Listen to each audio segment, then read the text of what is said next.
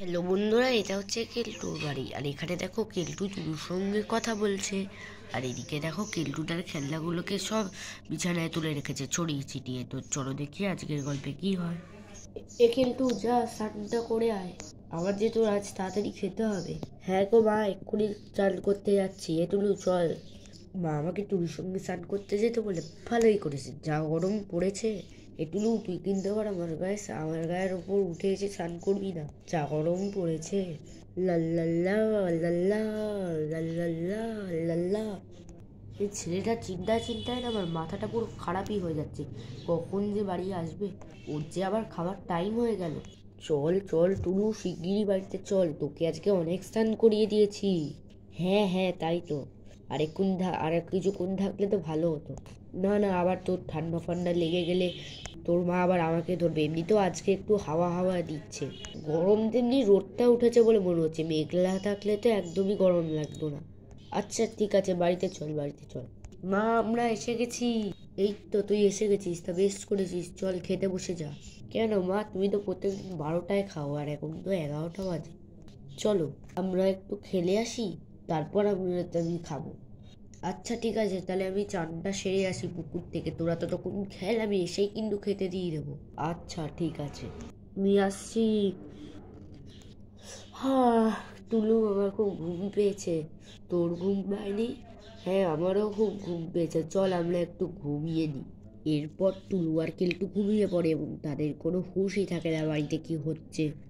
এ ভাই, আমার না খুব খিদে পেয়েছে, এখন জল খেয়ে নে। খবর পাবি কোথার থেকে? তুই তো সে আগের দিন বাড়িগুলো দেখে গেলি, আজকে তো আমাকে একটা বাড়িও চেনাতে পারছিস না। আরে ভাই, ওইদিকে একটা বাড়ি দেখা যাচ্ছে, চল চল ওই বাড়িতেই চল। হ্যাঁ হ্যাঁ, ওই বাড়িতেই চল। ছেলে দুটোকে বলতে ভুলে গেলাম যে বাড়ি এখন খুব চোরের উপদ্রব হয়েছে, চোর আসছে। কে জানে ওরা আবার ঠিকঠাক থাকবে কিনা। আরে ভাই, বাড়ির সবাই ঘুমাচ্ছে। হ্যাঁ হ্যাঁ, ঠিকই বলেছিস। আরে দেখ, চালের ওপরে কি! হ্যাঁ, চালের ওপরে তো একটা বেদানা হয়েছে। আগে কি করবি, চুরি করবি না খাবি? আগে খাই, তারপর চুরি করব। বলছি না আগে চুরি করব, বললাম না আগে খাবো। সারা সকাল থেকে আমার পেটটা জ্বলে যাচ্ছে। আচ্ছা তাই কর। কিরে তুই মইটা ধর, আমি গাছের ওপরে আস্তে আস্তে উঠছি। এ ভাই, আমি ধরেছি মই, আস্তে আস্তে ওঠ। হ্যাঁ, এই তো উঠছি।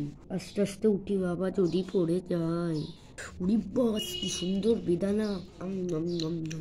কে তুই কি সব নিজেই খাবি নাকি আমায় কিছু দিবি?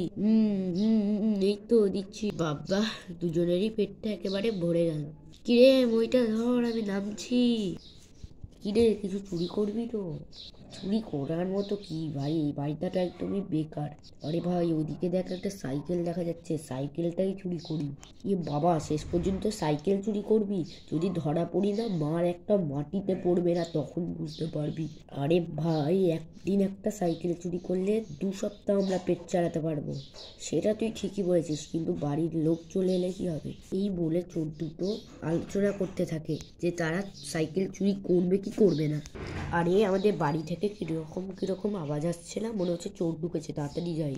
আরে ভাই, বাড়ির লোক চলে এসছে, শিগগিরই পালা। হ্যাঁ, দেখেছো আমার ছেলেটার কোনো হুঁশই নেই।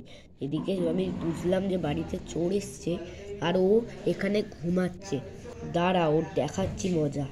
কিন্তু আগে দেখে নি সব ঠিক আছে কিনা। হ্যাঁ, সবই তো ঠিক আছে, কিন্তু কেলটুর কাছে একটা বেদানা তো কম। আর ওই কলটাতেও এখন জল আসছে না, মনে হচ্ছে চোরই ঢুকেছিল।